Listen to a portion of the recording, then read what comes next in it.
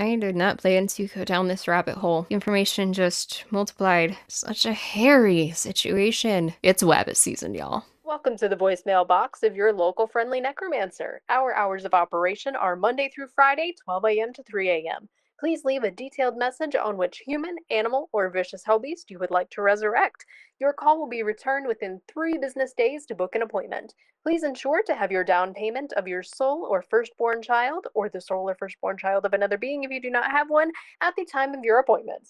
Thank you. Welcome back to the local Necromancer's coffee break, where we transcend this boring-ass human realm to absorb all of the paranormal juices. I'm your host, Wrenna. I'm an author, paranormal investigator, ghost magnet, and clumsy human falling down the rabbit hole with Alice on our way to a murderous wonderland. This week's episode was supposed to cover 3 or 4 different urban legends from different places across the United States, but then I discovered one that sent me spiraling through Google.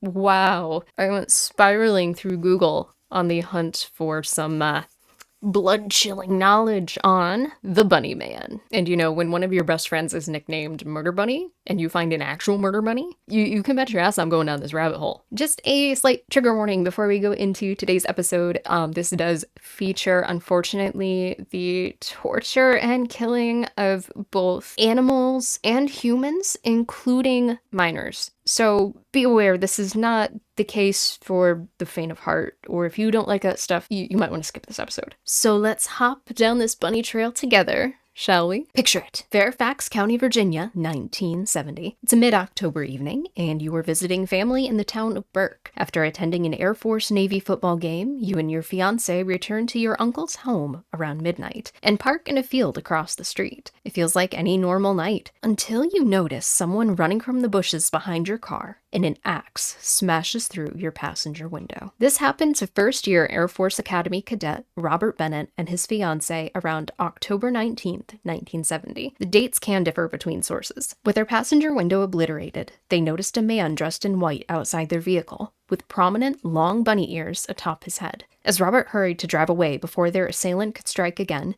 the man could be heard screaming, "You're on private property, and I have your tag number." After this, the Washington Post states that he literally skipped off into the night with his wood-handled hatchet still left in the couple's car. This was the first sighting of the Bunny Man, and it was far from the last. Almost 2 weeks later, the Washington Post revisited this case in an article titled, "The Rabbit Reappears." A block away from the previous attack, a construction security guard named Paul Phillips noticed a man in a monochrome white, gray, and black bunny suit on a porch of an unfinished home. The Bunny Man began hacking away at one of the wooden support posts with an axe, and when Paul approached, the man threatened him, stating, "All you people trespass around here. If you come any closer, I'll chop off your head." Seems like a friendly guy to me. I'd like him. Paul retreated to grab his handgun from the car, but the Bunny Man fled to the woods without a trace. And a copy of the police report provided to Fairfax County researchers, investigator W.L. Johnson revisited the construction office. After he left, he was given information from an employee, stating that the employee received a call after investigator Johnson left from someone who called himself the Axe Man, stating, "You have been messing up my property by dumping tree stumps, limbs, and brush, and other things. You can make everything right by meeting me tonight and talking about the situation." Not ominous at all from a, guy with an axe running around the town just striking at people and support posts and God only knows what else. But when the police held a stakeout at the reported meetup location, the Bunny Axe Man stood them up like a bad date. A few days later, however, a resident came forward stating that her son knew who this mysterious Bunny Man was, and that other children in the area had not only seen him, but they'd been with him. I don't entirely know what that means, and I honestly don't think I want to. Why would a grown man in a bunny suit be hanging around a bunch of kids? I don't understand. And everyone wonders why so many of us have Easter Bunny trauma. I mean, I remember a few years back, I say as if it wasn't 8 years ago, that I was in a children's musical called Knuffle Bunny, where we had a giant Easter Bunny costume. And I remember all of us joking about how traumatizing that costume looked. So all I picture right now is that costume and somebody running around wielding an axe with that. The kids insisted that this Bunny Man was a teenager,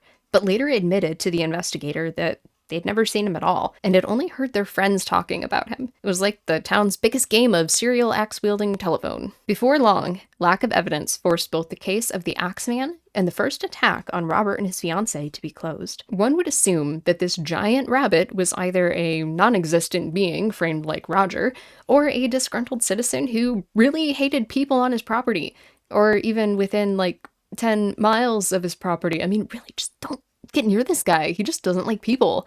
Kinda relate. That's probably not good. Over 50 more calls were made to the Fairfax police about Bunny Man sightings, ranging from more threats over trespassing to a report that the Bunny Man ate a local man's cat. To this day, there have been over 500 potential encounters ranging outside of Virginia as far as Maryland and apparently even Pennsylvania?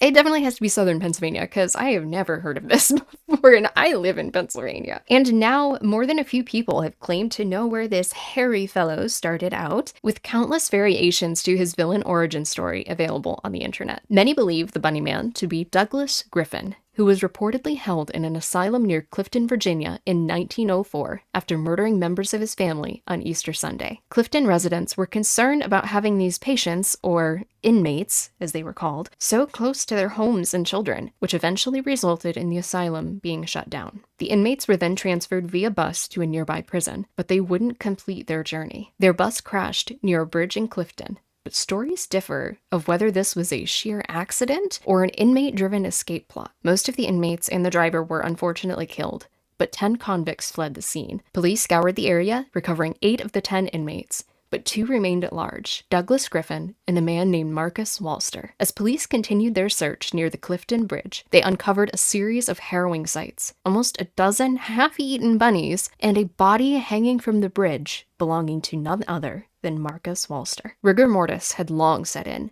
and in his hand was the infamous Bunny Man hatchet. Nearby, they discovered a footprint in the mud, with an eerie message written within. "You'll never find me, and you know it, too."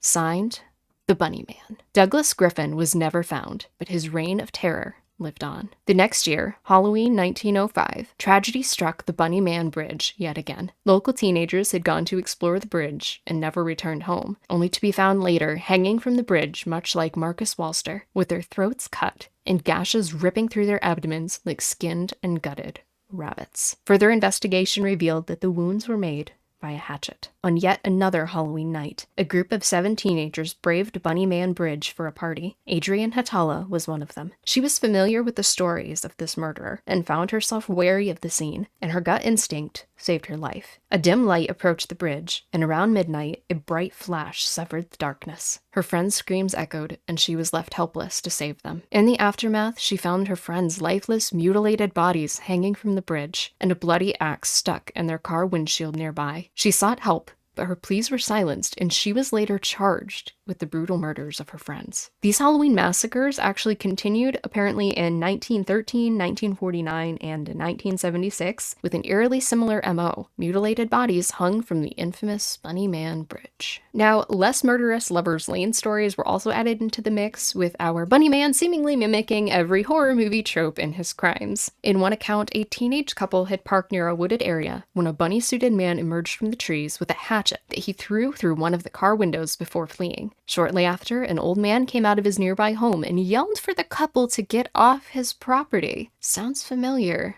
They tried to tell the man what happened, but when he wouldn't listen, they went to the police. When the older man was confronted by the police, he assured them he hadn't seen a trace of this Bunny Man. Another Fairfax resident submitted their own encounter to a blog named Spooky Appalachia, or Appalachia, depending on what region you're from, of when they encountered the Bunny Man in the 90s. They were walking home from school like any other day when they passed a man in a bunny suit. They continued on, but soon realized the man hadn't left. He was following them from a close distance, and every time they turned to face him, he would be standing behind them, staring. They raced home and locked their doors, thankfully never encountering Bunny Man again. However, there have been eerily similar reports of activity even as recent as 2018, when a man's body was discovered near Bunny Man Bridge. The media was quick to say that there was no connection to the infamous legend, but residents remain hesitant. Probably for good reason. Many folk strongly believe in this murderous legend. Others, however, have solid backing to debunk claims, pointing out discrepancies in multiple of the accounts. There is no record of a Douglas Griffin, nor was there ever an asylum in Clifton. Lorton Prison, where the inmates were reportedly being transported to when their bus crashed near Bunnyman Bridge in 1904,